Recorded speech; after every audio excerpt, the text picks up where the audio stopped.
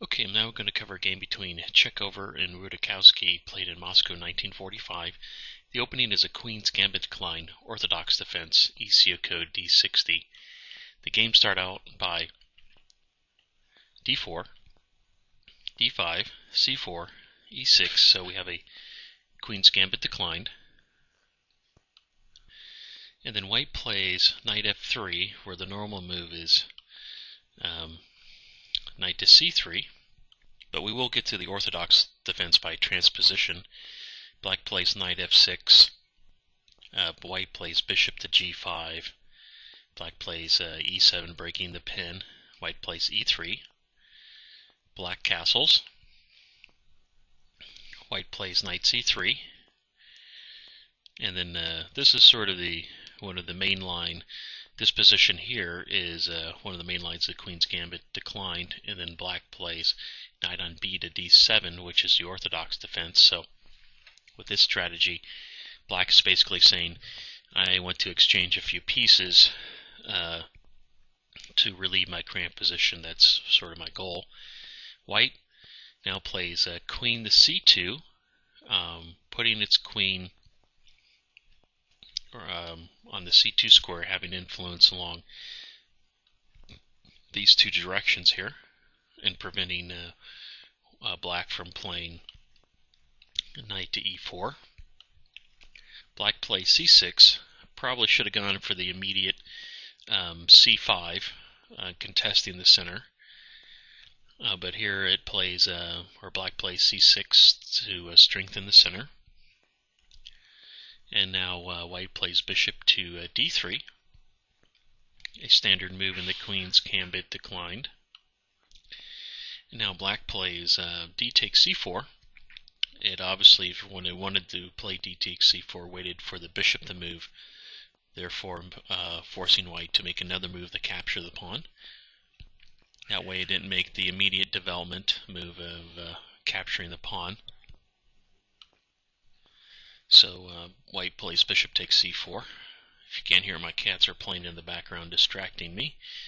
And now black plays knight to D5, forcing the exchange of the bishops here.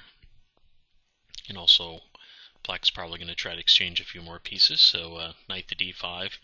So bishop takes E7, queen takes E7, and now white will castle, bringing the rook into play and safeguarding the king. Now black plays B5. Personally, it played B5 to attack the force of the bishop to the move. That way it can move the bishop here to B7 and get the bishop into the game. I think more correct would probably be to play bishop to B6. That way the C5 square could still remain under control from a pawn, and also not really create a backwards pawn or a potential backwards pawn on C6. So I think a B5 looked better. Also the note, an interesting continuation from here. Well, maybe I should say that here, what should white do? Well, if it just plays the bishop here, black is going to play knight to B4, forking queen and bishop and exchanging the white bishop for a knight, which black would love to do. So it doesn't do that. White actually plays bishop to E2, but an interesting continuation would have been something like knight takes D5, and now if black retakes with the C pawn, white just snaps up the B pawn. So forced to play that and then back. So that would have been an interesting continuation. Once again, we have the backwards pawn and the weak square for black, the C5 square, which we'll see in the game. Whoops, so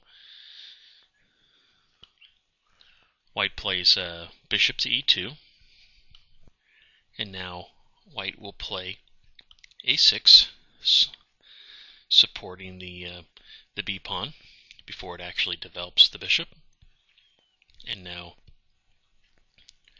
white plays e4, or knight to e4, with the idea of planting the knight right here in the c5 square.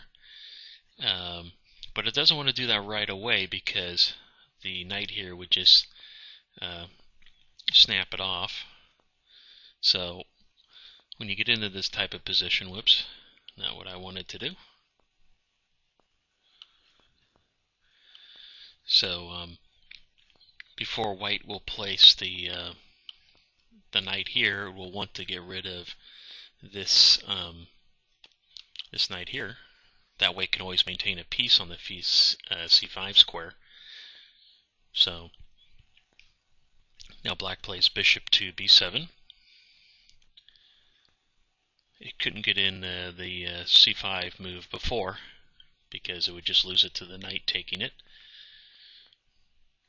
And now white plays knight to e5. So white is actually trying to get rid of this knight here on d7. And it wouldn't be very good for, well, if I was black, if someone moved knight to e5 like this, I'd say, oh great, I could get rid of this knight here, and white's pawns would be doubled. But that would allow the knight to come to c5 and anchor itself right there on this outpost, inflicting a lot of grief upon black. So black isn't really interested in taking this knight right here. So black plays rook on a to c8. That gives some support to the c pawn, hopefully with the idea of pushing it forward. And now white will play knight takes d7, taking away the defender of the c5 square. Queen takes, and now the knight comes in. So now the knight is firmly anchored there for a little bit at least, and the queen has to move. So the queen can go to actually c7 or e7. Black chooses c7, and now white will play rook on f to d1. So probably could have played rook on a to c1. Didn't matter. If you look at white's positions, it really needs to develop its rooks, and it wants to place its rooks on the files where they're going to be most likely used, and those are going to be the C and D files. So it moves it's going to move its rooks to these two files. So now black will play rook on c to d8. You're saying, well, hold on, I just moved its rook there. But the idea is to, now for black's idea is to move the bishop back to here and move this pawn up. Probably also bring this rook over to here, and that way it can free its game.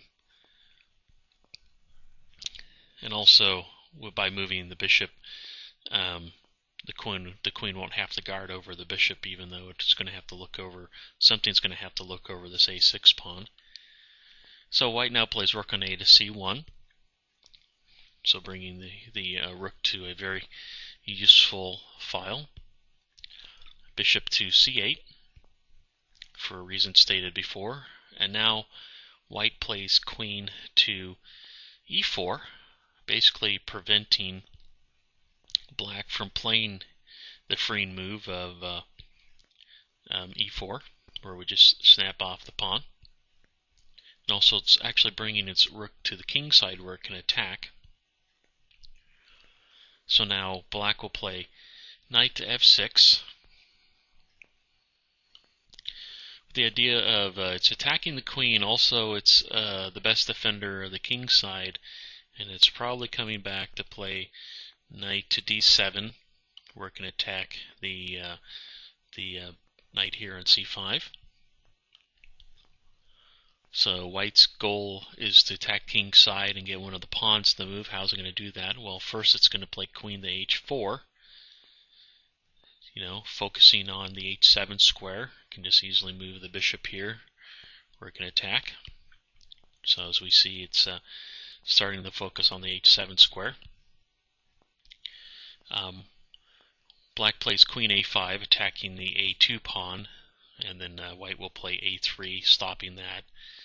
Black will play b4, hoping that white will take the bait of taking the pawn, and they can have some play along the queen side. But now white just plays a4, putting pretty much a stop to anything on the queen side for the moment. And black will play now. It realizes it's going to have to get rid of that knight, so it plays knight to d7. And now white will play b3, shoring up the pawn on a4. And then black will take the knight on c5, but the knight is replaced by a rook. So then the white plays rook takes c5. To continue this video on the next, or this lecture in the next video.